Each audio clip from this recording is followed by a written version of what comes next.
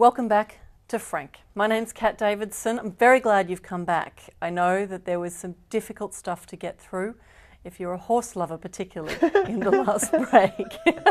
I'm Kat Davidson. Across from me, making the couch look very fetching today, Labby Hawkins and Stav Davidson from Couch Time and B105. One of these gents is the light of my life, the sun in my stars, Stav Davidson. It's me, mate. It's me. Awkward. Yeah, that is awkward. Yeah. I themed this show particularly because I knew that you are the teller of deeply wrong tales. Most of them I'm there for, but do you think that your humour has ever gotten you into trouble before on the airwaves?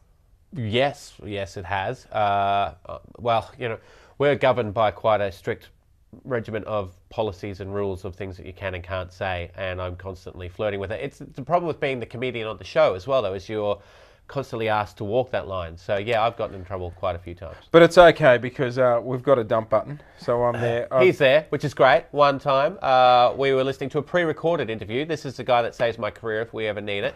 And we're listening to it, just got our cans on, just sitting back, and this lady's talking, and then Labby looks up at me. We work in 10 seconds delay, so you got 10 seconds to work out if anything's wrong. And Labby looks up at me and goes, "Hey, did she just say the F word?" And I said, "If she did, it's too late to do anything about it now, isn't it, champ? So I guess we'll just sit back and see if anyone comes in." So in a roundabout way, I got his back. In a nutshell. Yeah. With a gun. Yeah. What happened? She didn't. Oh. Boy, Yeah. we didn't Well, check. We didn't check. No one complained. No one We literally complained, looked so at it the didn't phone. happen. No one We went, complained. First rule No. of radio. Yeah. No one rang. We're Yeah. in the clear. Well, there's no rescuing you today. Yeah. This is off Southern Cross Stereo's radar slightly. Slightly. So you once there was a stop at a service station that went terribly wrong. Stav. It's going to get graphic. Yeah, I it can't was. handle poo talk. But look, it started the night before, where I am the kind of guy who, if given a dare, will take it. And I was eating those Listerine pocket packs that you're a big fan of. They're And awesome. it says on the back, as it says on the back of a lot of mints, warning: excess consumption may have a laxative effect. Right? And I ate an entire packet at once, and then sculled a glass of freezing cold water, which will clean out your nasal cavities if anyone's after that. You sort should of do thing. I probably should have very nasally. I sound like I've got a massive drug habit, but I don't. And Don't giggle at that, Labby.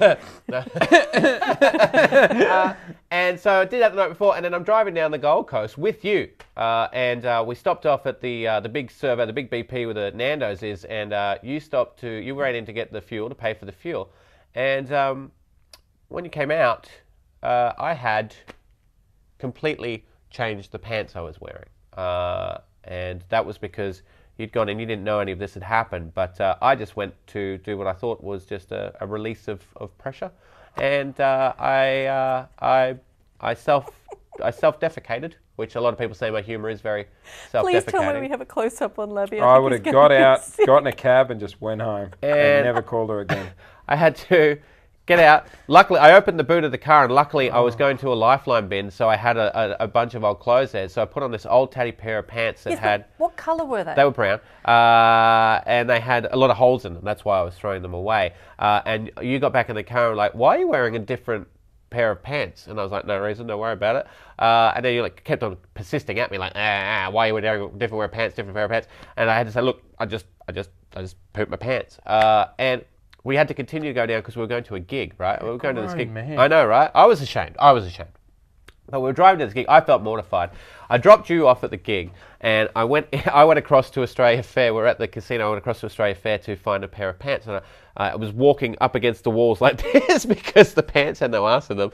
And I go to a shop, and I buy a pair of pants, and I'm not even looking at the pants. I'm just like, I just need a pair. I got to get to this gig, and I buy these bomber type gangster G pants with like 16 pockets. They're low slung. They're like they've got You're on the red Gold up Coast, one mate. side. Exactly right. And so I rock into the gig, and all my friends are there waiting for us to go into the show. And I'm wearing like complete like button up shirt with these MC Hammer pants with Swiss Army pockets, and everyone's like, "What happened to your pants? Why are you wearing those pants?" And I just, one of the times where I looked into the future, I went, I don't have the time to come up with with a lie that I'm going to have to hold up for the rest of my life. That I remember that time that you bought those crazy pants. So I just went, look, I shat myself. I'm sorry to say, I just, in the car, just before, I shat my pants, right? And it happens, a lot of people, apparently, right?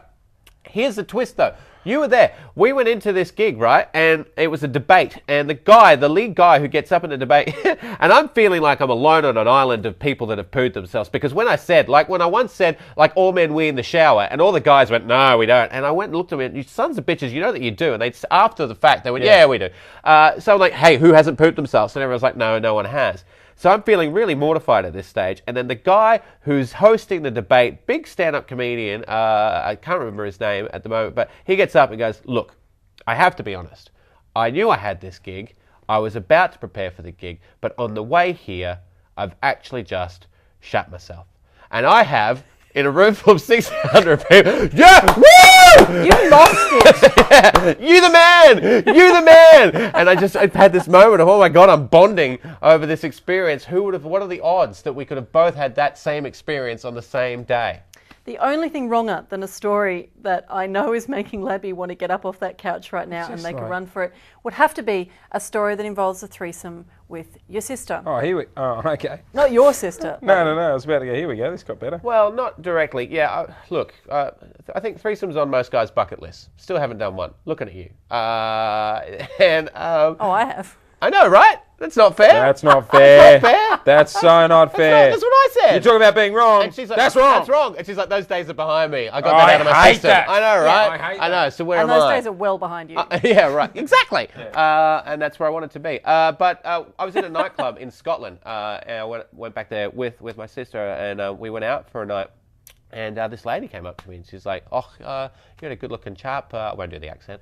You're a good-looking chap. Would you like to come back to my place? We'll have a threesome. I'll find someone else. We'll have a threesome." I was like, "Would I?" She's gonna do all the work. Yeah, exactly, right. Because I couldn't pick anyone. And she goes looking in this nightclub of like 500, 300 people, and she finds the one person, brings them back. The one person she brings back for me to sleep with for my very first threesome is my sister. Any good? It was the best night of my life. What was that moment like when you locked eyes with We your both sister? looked at each other like, you filthy son of a... But you then can't be you can't too say angry. anything, No, you're both in the same both boat. know you're there. Yeah, so no. But it makes sense when you think about it because she found me attractive. My sister looks pretty much identical to me except she's got breasts. So she would have found the same qualities attractive in me as she did in my sister. But It was a difficult choice for me. yeah, You right. guys Yeah. are messed up, man. I know, right? What sort And then of I people shat myself. What sort of people am I hanging out with? Yeah. Seriously.